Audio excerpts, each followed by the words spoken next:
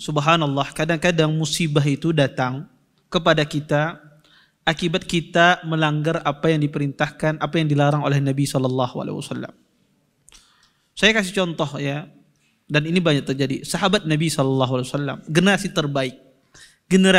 terbaik yang dijamin oleh Allah Subhanahu Wa Taala bahwasanya Allah ridha terhadap mereka dan mereka pun ridha terhadap Allah Subhanahu Wa Taala, ditazkiyah oleh Allah Subhanahu Wa Taala.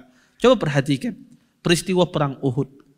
Ketika sebagian sahabat Nabi SAW mengatakan la tabrahu makanakum. Kata Nabi, janganlah engkau tinggalkan bukit pemanah ini.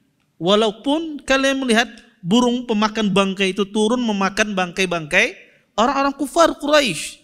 Artinya kalau burung pemakan bangkai itu turun berarti sudah nggak ada orang di sana. Ya sudahkah? Kalau kata Nabi, sampai datang perintah dariku. Jangan turun sampai datang perintah dariku. Walaupun kalian lihat burung pemakan bangkai itu sudah memakan bangkai-bangkai orang kafir Quraisy. Tetapi subhanallah, ada sebagian sahabat, ya, sebagian pemanah, mereka tidak mengindahkan, ya, dan mereka berijtihad pada saat itu. Mereka melihat orang kufar Quraisy pergi lari, ya, akhirnya pun mereka turun untuk mengambil ghanimah, harta rampasan perang. Kemudian apa? Setelah itu akhirnya pun berbalik. Yang asalnya kaum muslimin hampir mendapatkan kemenangan menjadi kaum muslimin terpojok sampai Nabi pun terluka pada saat itu.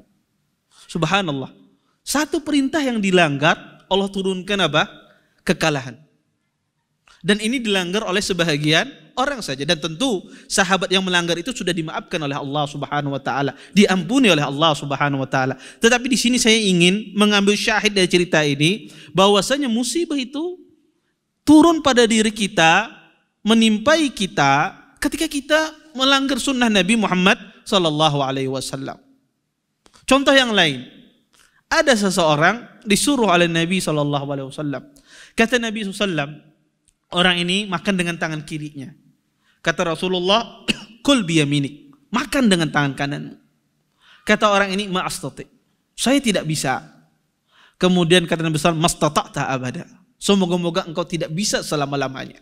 Berkata rawi yang meriwayatkan hadis ini, saya melihat orang ini tidak bisa mengangkat makanan dengan tangan kanannya.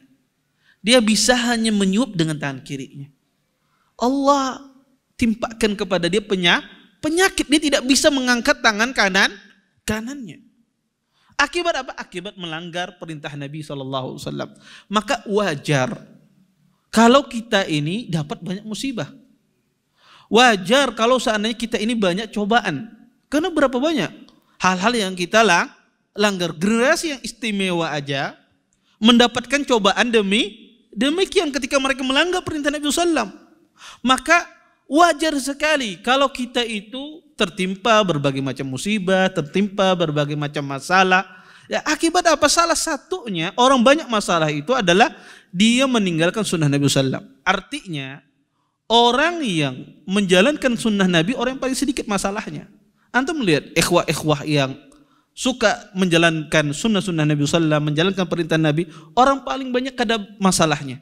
Ya, paling sedikit masalahnya. Bahkan antum lihat, wah kayak kada bisi dosa sih ini. Ya. Kenapa? Karena orang menjalankan sunnah itu membawa ketenangan, menjauhkan dia dari masalah, menjauhkan dia dari musibah. Sebaliknya orang yang jauh dari sunnah Nabi, tidak melanggar perintah-perintah Rasulullah SAW, maka dia dekat dengan musibah, dekat dengan ujian. Dan yang anehnya kadang-kadang ketika diuji oleh Allah Subhanahu Wa Taala masih bertanya, apa dosa ulun? Dosanya banyak. Maka ini sesuatu yang Syekh menjelaskan kepada kita bahwasanya keharusan ketika orang itu bersyahadat Muhammad Rasulullah adalah dia menjauhi apa yang Rasulullah larang. Terima kasih. Jazakumullah khairan wa barakallahu fikum. Video ini dibuat atas partisipasi dari donasi Anda. Semoga menjadi amal jariah bagi Anda semuanya.